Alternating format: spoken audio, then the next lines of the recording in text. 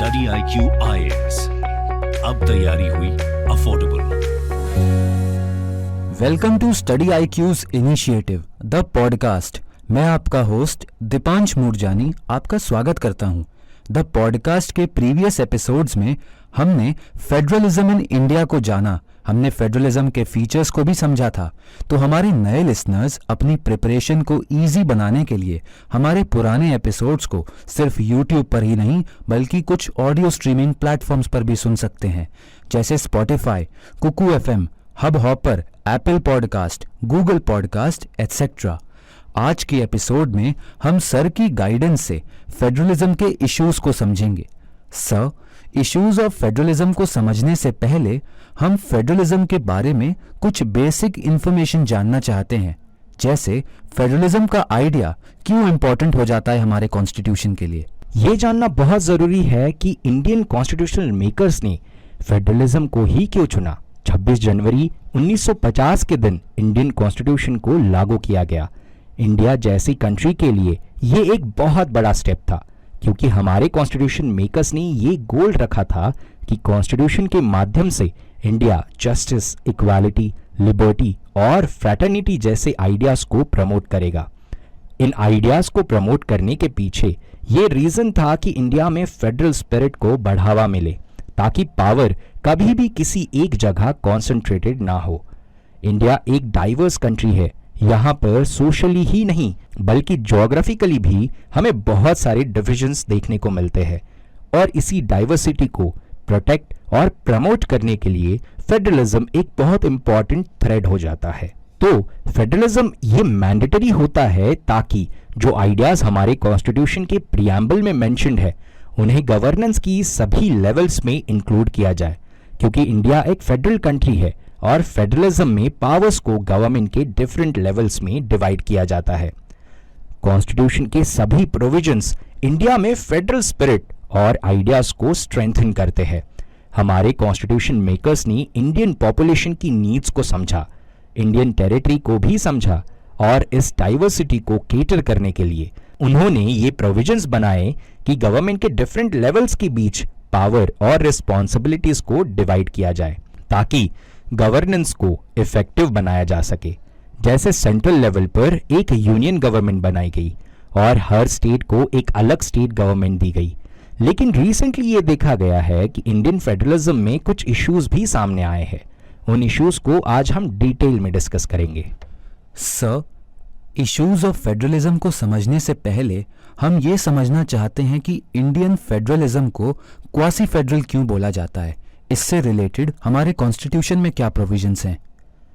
Indian federalism को quasi federal बोला जाता है क्योंकि फेडरल थ्योरिस्ट आर्ग्यू करते हैं कि इंडिया का कॉन्स्टिट्यूशन फेडरल नहीं बल्कि क्वासी फेडरल है। सुप्रीम कोर्ट ने Satpal versus state of Punjab and ORS इन 1969 के केस में ये माना कि इंडिया क्वासी फेडरल है, ना कि फेडरल या यूनिटरी। क्वासी फेडरल का मतलब ये होता है कि यहाँ पर सेंट्रल गवर्नमेंट और स्टेट गवर्नमेंट के बीच डिवीजन ऑफ पावर तो है, लेकिन ये डिस्ट्रीब्यूशन पूरी तरह से इक्विटेबल नहीं है। यानी कि सेंट्रल गवर्नमेंट स्टेट गवर्नमेंट के कंपैरिजन में थोड़ा ज्यादा पावरफुल भी हो सकता है। अगर हम कॉन्स्टिट्यूशन के बीच के प्रोविजंस की बात करें तो इंडिया में फेडरलिज्म को आर्टिकल 245 से लेके आर्टिकल 254 तक के प्रोविजंस में इंक्लूड किया गया। 7th शेड्यूल में जो 3 लिस्ट है, जहां पर यूनियन, स्टेट और कॉन्करेंट लिस्ट होती है, ये दर्शाता है कि इंडिया में पावर्स को गवर्नेंस की हर लेवल पर डिवाइड किया गया है, जहां पर सेंट्रल गवर्नमेंट और स्टेट गवर्नमेंट की अपनी अलग अलग सब्जेक्ट्स और रोल्स एंड रिस्पॉन्सिबिलिटीज है, जिन पर वो लॉज बना सकते हैं। फेडरलिज्म के कॉन्टेक्स्ट में आर्टिकल 263 ये प्रोवाइड करता है कि एक इंटर स्टेट काउंसिल बनाई जाए, ताकि स्टेट्स और यूनियन के बीच एक इफेक्टिव ट्रांजिशन ऑफ बिजनेस हो सके और जो डिस्प्यूट है उन्हें भी रिजॉल्व कर सके। आर्टिकल 280 के तहत फाइनेंस कमीशन को एस्टैब्लिश किया गया, जो यूनियन और स्टेट के बीच फाइनेंशियल रिलेशनशिप्स और टर्म्स एंड कंडीशंस को सिग्निफाई करता है। सर, क्या आप हमें किसी कॉन्स्टिट्यूशनल अमेंडमेंट के बारे में बता सकते हैं जो फेडरलिज्म के कंटेक्स्ट में काफी इंपॉर्टेंट हो? सबसे इंपॉर्टेंट कॉन्स्टिट्यूशनल अमेंडमेंट जो फेडरलिज्म को और ज्यादा स्ट्रेंथन करता है वो है 73rd and 74th constitutional amendment. इसके थ्रू लोकल सेल्फ गवर्नमेंट के प्रोविजंस को भी ऐड किया गया ताकि ग्रास रूट लेवल डेमोक्रेसी को और बढ़ावा मिले। इससे फेडरल स्ट्रक्चर्स को ना बल्कि स्ट्रेंथन किया गया बल्कि इफेक्टिव भी बनाया गया। सर, देखा जाता है कि इंडिया में कुछ ऐसे इंस्टीट्यूशंस हैं जो फेडरलिज्म की स्पिरिट को प्रमोट भी करते हैं और प्रोटेक्ट भी करते हैं, तो क्या आप उन इंस्टीट्यूशंस के बारे में हमें अवेयर कर सकते हैं? अगर फेडरलिज्म के इंस्टीट्यूशंस की बात की जाए तो प्लानिंग कमीशन को समझना काफी इंपॉर्टेंट हो जाता है, क्योंकि प्लानिंग कमीशन को रिस्पॉन्सिबिलिटी दी गई थी कि वो स्टेट्स के बीच में एक डेमोक्रेटिक टूल के तहत दोनों के डिस्प्यूट्स को रिजॉल्व करे या दोनों की आइडियाज को प्रमोट करे। हालांकि प्लानिंग कमीशन के एबॉलिशन के बाद नीति आयोग ये काम संभालता है। कुछ और भी इंस्टीट्यूशंस है जैसे inter state tribunals, national development council, जो यूनियन गवर्नमेंट और स्टेट गवर्नमेंट के बीच एक कंसल्टेशन बॉडी का काम करता है। ये बॉडीज काफी इंपॉर्टेंट हो जाती है डिफरेंट इश्यूज को टैकल करने में, जो बेसिकली यूनियन गवर्नमेंट और स्टेट गवर्नमेंट के बीच में कोऑपरेटिव स्पिरिट को प्रमोट करने के लिए जरूरी मानी जाती है। और इन बॉडीज के थ्रू डेमोक्रेटिक प्रोसेस से डिस्प्यूट रिजोल्यूशन और दोनों के बीच में एक अच्छा कोऑर्डिनेशन बनाने के लिए ये एक बहुत ही अच्छे माध्यम है। सर, स्टूडेंट्स जब फेडरलिज्म को स्टडी करते हैं तो उन्हें बहुत बार ये समझने में कंफ्यूजन होता है कि इंडिया के फेडरलिज्म में कुछ चैलेंजेस सामने आ रहे हैं, तो क्या आप उन चैलेंजेस के बारे में हमें कुछ बता सकते हैं? ये सही बात है कि इंडिया का फेडरलिज्म बहुत ही यूनिक है, क्वासी फेडरल भी है, परंतु इसी की वजह से भी हम कुछ चैलेंजेस भी फेस करते हैं इन आवर इंडियन फेडरलिज्म। पहला चैलेंज ये है कि जो हमने बॉडीज पहले डिस्कस की जो फेडरलिज्म को कैटर करे थी, उनका इनइफेक्टिव होना। प्लानिंग कमीशन को अब हटा दिया गया है और इंटर स्टेट काउंसिल की मीटिंग पिछले 7 सालों में सिर्फ एक बार हुई है, और तो और नेशनल डेवलपमेंट काउंसिल की मीटिंग पिछले 7 से 8 साल में एक बार भी नहीं हुई। इन इवेंट्स की वजह से यूनियन और स्टेट के बीच में कोऑपरेटिव स्पिरिट में ऑब्स्ट्रक्शंस देखने को मिलते हैं, और ये इंस्टीट्यूशंस जो डेमोक्रेटिक तरीके से स्टेट और यूनियन के बीच के इश्यूज को रिजॉल्व करता था, वो इश्यूज अब रिजॉल्व होने के लिए थोड़े से चैलेंजेस होने लगे हैं। नेक्स्ट चैलेंज ये है कि टैक्स रिजिम के अंदर थोड़ी सी सेंट्रलाइज पावर ज्यादा हुई है। देखा जाए, जब से goods and services tax introduce किया गया है, हमारी कंट्री का इनडायरेक्ट टैक्स रिजिम यूनिटरी बन गया है, और कोविड-19 पैंडेमिक के दौरान ये देखा गया कि यूनियन गवर्नमेंट ने कई बार कंपेंसेशन गारंटी को वायलेट किया under the GST regime. Centre ने स्टेट को उनका जो ड्यू था वो पे करने के लिए भी डिले किया, जिसकी वजह से इकोनॉमिक स्लोडाउन के तहत स्टेट्स को और ज्यादा हार्श कंडीशंस को फेस करना पड़ा। और यह भी देखा गया है कि पिछले कुछ सालों में बहुत इंपॉर्टेंट और सेंसिटिव डिसीजंस लिए गए without any reference of the states के कंसल्टेशन के बिना ही उन इंपॉर्टेंट डिसीजंस को इंप्लीमेंट किया गया। फॉर एग्जाम्पल, आर्टिकल 370 को रिमूव करना। हालांकि ये स्टेप बहुत अच्छी हुई, लेकिन कंसल्टेशन प्रोसेस के अंदर वो स्टेट का कंसिडरेशन नहीं लिया गया। बिना स्टेट लेजिस्लेचर के कंसल्ट किए हुए स्टेप्स को हालांकि फेडरलिज्म के अगेंस्ट माना जाता है। हालांकि पार्लियामेंट ने ऐसे कुछ बाद में एग्रीकल्चरल लॉज को इंट्रोड्यूस किया जो कि स्टेट लिस्ट का टॉपिक है। उन 3 एग्रीकल्चरल लॉज को बिना स्टेट कंसल्टेशन के बनाने की वजह से यूनियन गवर्नमेंट को रिपील भी करना पड़ा। इन सारी स्टेप्स को स्टेट की ऑटोनॉमी के ऊपर इंक्रोचमेंट की तरह देखा गया। फिर बीएसएफ के जुरिस्डिक्शन को आसाम, वेस्ट बंगाल और पंजाब में भी एक्सटेंड किया गया बिना स्टेट लेजिस्लेचर को कंसल्ट करे।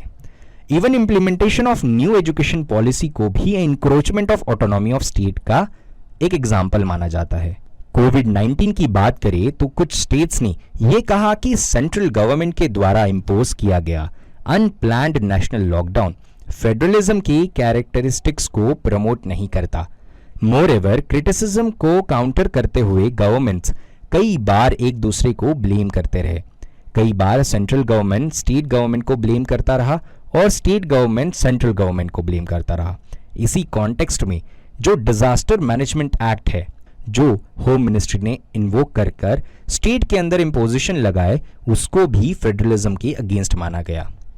सर, तो क्या इन इश्यूज के रिस्पेक्ट में कुछ सॉल्यूशंस भी हैं हमारे पास जिनको अप्लाई करके हम इंडिया में फेडरलिज्म को और स्ट्रेंथन कर पाएंगे? एज एन एस्पिरेंट हमारे लिए ये बहुत ज़रूरी है कि कुछ टॉपिक्स के इश्यूज को डिस्कस करना। हालांकि उन इश्यूज को डिस्कस और जानने के बाद हमें ये बहुत ज़्यादा इम्पॉर्टेंट हो जाता है कि उसके वे फॉरवर्ड्स भी डिस्कस करें। सेंट्रल, स्टेट और लोकल गवर्नमेंट्स को ये समझना होगा कि आर्टिकल 1 ऑफ द कॉन्स्टिट्यूशन ये कहता है कि India, that is Bharat, is a union of state. Students को ये समझना होगा कि पावर्स के डिवोल्यूशन या डिसेंट्रलाइजेशन इस तरह के सेटअप में काफ़ी नेसेसरी हो जाते हैं, क्योंकि इंडिया को स्टेट का एक यूनियन बताया गया है, यानी कि इंडिया होल्डिंग टुगेदर फेडरलिज्म का एक एग्जाम्पल है। सेंट्रल गवर्नमेंट हो या फिर स्टेट गवर्नमेंट हो, दोनों ही गवर्नमेंट्स को ये समझना होगा कि इंडिया के फेडरल कैरेक्टर को प्रोटेक्ट करना बहुत इंपॉर्टेंट है। इंडियन डेमोक्रेसी के प्रोटेक्शन के लिए सिर्फ सेंट्रल और स्टेट गवर्नमेंट्स ही नहीं बल्कि लोकल गवर्नमेंट्स को भी अपने लेवल पर ट्राई करना होगा। सिटीजन्स की रिक्वायरमेंट को समझकर स्टेट गवर्नमेंट या फिर सेंट्रल गवर्नमेंट तक इंडिविजुअल्स की बात को पहुंचाया जाए ताकि फेडरल कैरेक्टर और भी मजबूत हो। नेक्स्ट इंपॉर्टेंट बात है कि इंटर स्टेट रिलेशंस को स्ट्रेंथन करना। बहुत बार सेंट्रल गवर्नमेंट कुछ इश्यूज पर स्टेट गवर्नमेंट्स को कंसल्टेशन देती है, एडवाइस देती है, और स्टेट गवर्नमेंट्स को स्टेट की रिक्वायरमेंट के हिसाब से स्टेट की नीड्स को समझते हुए उन कंसल्टेशंस या फिर एडवाइस पर एक्शन लेना चाहिए। एक्सट्रीम सिचुएशंस आने का वेट ना करते हुए स्टेट गवर्नमेंट्स को खुद भी हर सिचुएशन का एनालिसिस करना चाहिए। कॉन्स्टिट्यूशनल एक्सपर्ट्स और पॉलिटिशियंस भी इस बात को समझ सकते हैं कि इंडियन फेडरलिज्म को बैलेंस करना काफ़ी इंपॉर्टेंट हो जाता है। हमारे फेडरलिज्म के जितने भी पिलर्स हैं, चाहे वो सेंट्रल गवर्नमेंट हो, स्टेट गवर्नमेंट हो या फिर लोकल गवर्नमेंट्स हो, उन्हें कंफ्यूजन और डिसएग्रीमेंट को दूर करते हुए प्रॉपर कोऑपरेशन के साथ वर्क करना चाहिए। अब हम कुछ इंप्रूवमेंट्स और वे फॉरवर्ड्स में इंस्टीट्यूशंस के बारे में बात करेंगे। हर इंस्टीट्यूशन का प्रॉपर यूटिलाइजेशन होना बहुत ज़रूरी है, चाहे वो इंटरस्टेट काउंसिल हो या फिर नेशनल डेवलपमेंट काउंसिल हो। इंडियन फेडरलिज्म कभी भी वीक ना हो, इसको इंश्योर करना इन इंस्टीट्यूशनल बॉडीज का भी बहुत अहम रोल होता है। देखा जाए तो ये जो डिफंक्ट हुए इंस्टीट्यूशंस है, उनको एक प्रॉपर फंक्शनिंग मशीनरी की तरह यूज करना चाहिए और डिफरेंट स्टेट्स को ये समझना चाहिए कि सिर्फ क्राइसिस के टाइम पर इन इंस्टीट्यूशंस को एक्सेस नहीं करना चाहिए, बल्कि इन इंस्टीट्यूशंस को रेगुलर बेसिस पे चीफ मिनिस्टर्स अपने अपने स्टेट्स को रिप्रेजेंट करते हुए एक्सेस करें, ताकि ना सिर्फ क्राइसिस को सॉल्व करे बल्कि ये दोनों एक साथ कोऑपरेटिव फेडरलिज्म को भी प्रमोट करे। Sir, thank you for giving us the information. Dear listeners, आज के पॉडकास्ट को हम यहीं पर कंक्लूड करेंगे। नेक्स्ट एपिसोड में एक नए टॉपिक के साथ हम फिर से आपसे कनेक्ट करते हैं। तब तक आप स्टडी IQ के साथ बने रहिए एंड कीप स्टडिंग। आप study IQ presents the podcast को कुछ ऑडियो स्ट्रीमिंग प्लेटफॉर्म्स पर भी सुन सकते हैं, जैसे Spotify, hub hopper, Apple podcast, Google podcast etcetera. Links को कमेंट सेक्शन में पिन किया गया है। Thank you.